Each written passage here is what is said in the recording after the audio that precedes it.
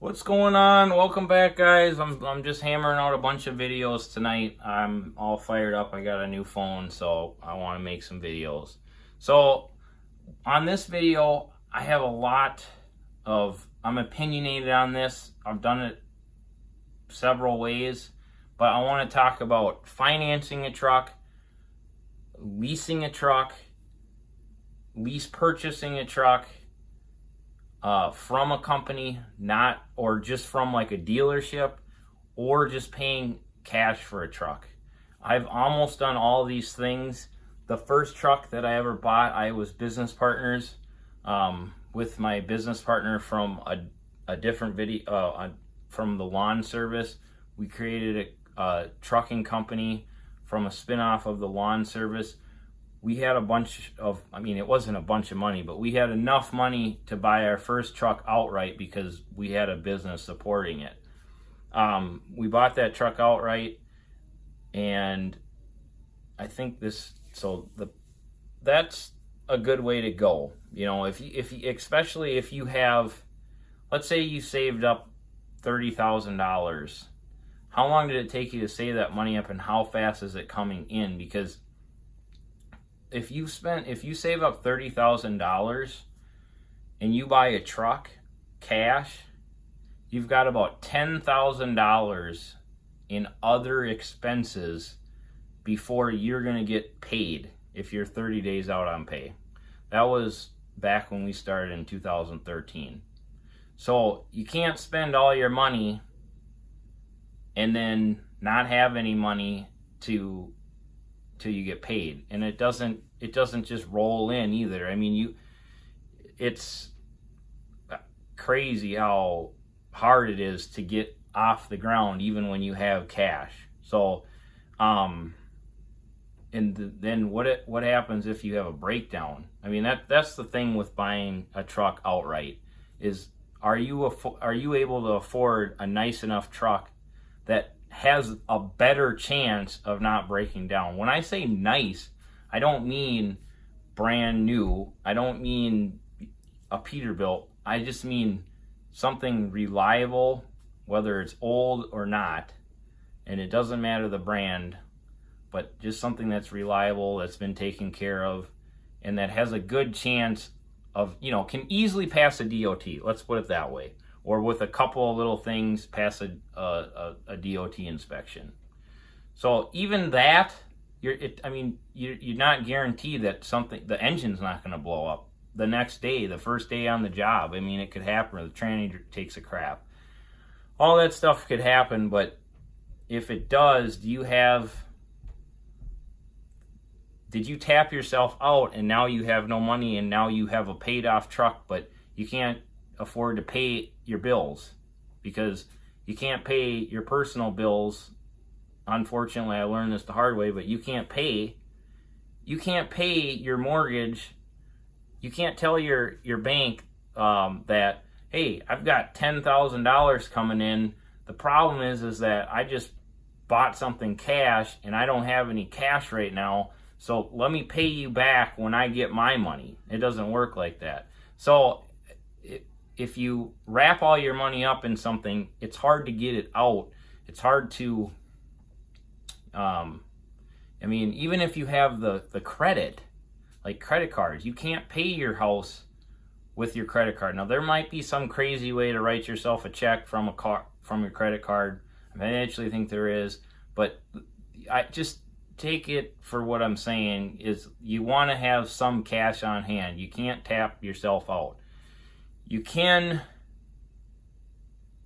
as long as you have some cash to cover your bases, then I'm totally fine with, let's say you have 40 grand, you spend 20,000, you can get a really nice truck for 20 grand. You buy a truck for 20 grand, you got $10,000 in insurance and fuel for the first, till you get paid again. And I'm talking about running your own stuff and supporting yourself here. So if you're going leasing on with the company, then you don't have to worry about a lot of this stuff, and they'll kindly take it out of your check for a fee. So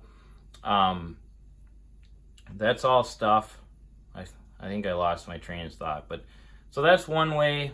If you're buying a truck outright, that you just, I was just saying that if you have some cash, just some, and then you can start, you're still going to use debt, is basically what I'm saying.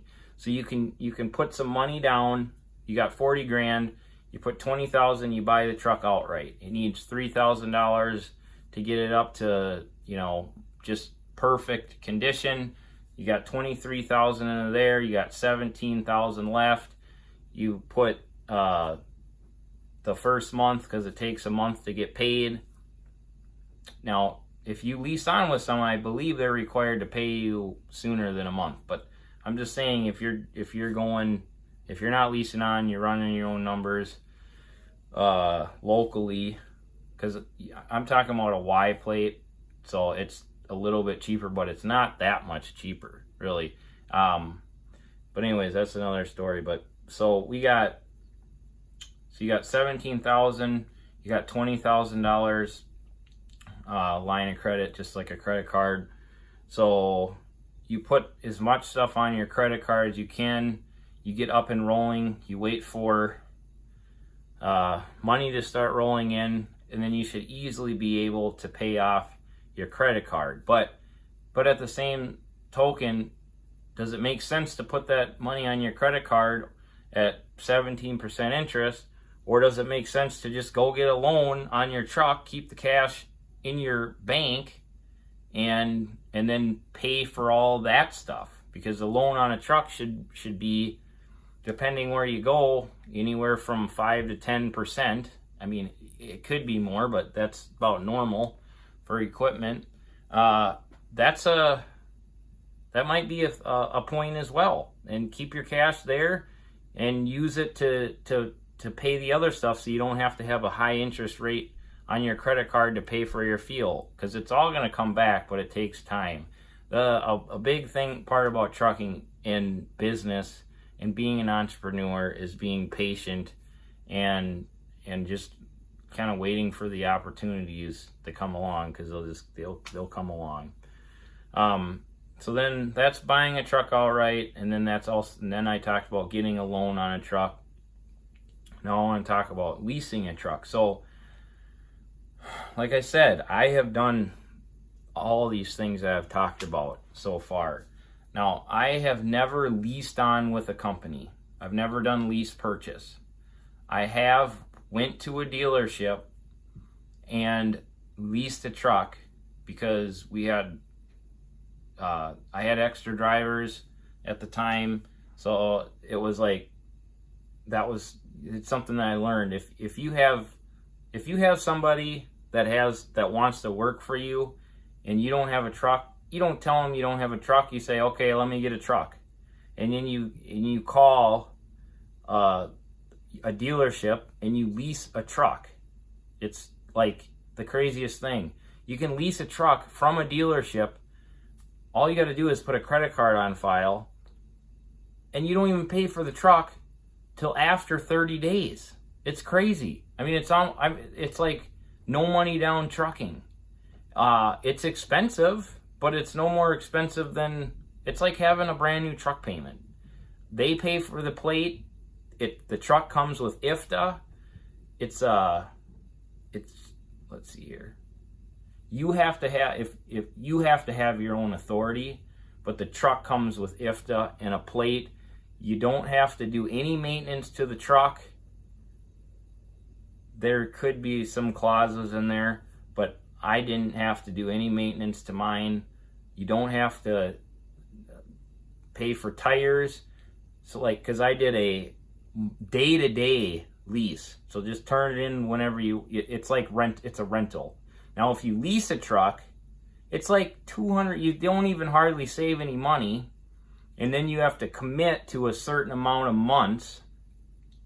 And then or years, and then you have to pay for the tires, your license plate, and then whatever I think is wrong with it when you turn it in, unless you're going to buy it. But because I think 80% of the lease goes towards purchasing. I think even with the rental. So it's pretty interesting. Like, the more you know about trucking, the easier it becomes. Because when I like didn't have any money, and if I wanted to go start a trucking company, now I don't know if they would have let me do that, like if I had no credentials, but they kind of know of me, they know me. I have relationships with people, and that helps as well. But that just comes over time, so I don't really know where that plays in. Now, the other way to go about it is you sign on with a company. This is really foreign to me, but you sign on with a company. It's really popular, like super popular. I just didn't even know. Like, when I was watching truckers talk about this stuff years ago, I was like, what are they talking about? That just sounds like a company driver. That was me being ignorant. I'm not saying that that's what they were or are, but that was just what at the time I didn't understand.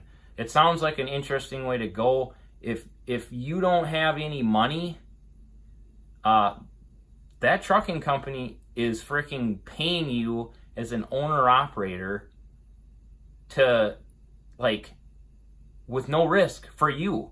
I mean, it's a no freaking brainer. Like, if you're like 23 years old, you have no money, like you have nothing, no credit, why wouldn't you do that? Now, there's probably reasons that you wouldn't, and you better do your research and figure out a good company to go work for. But the point, the problem, where the problem always comes in is somebody's personal life. Don't let that huge paycheck go to your head.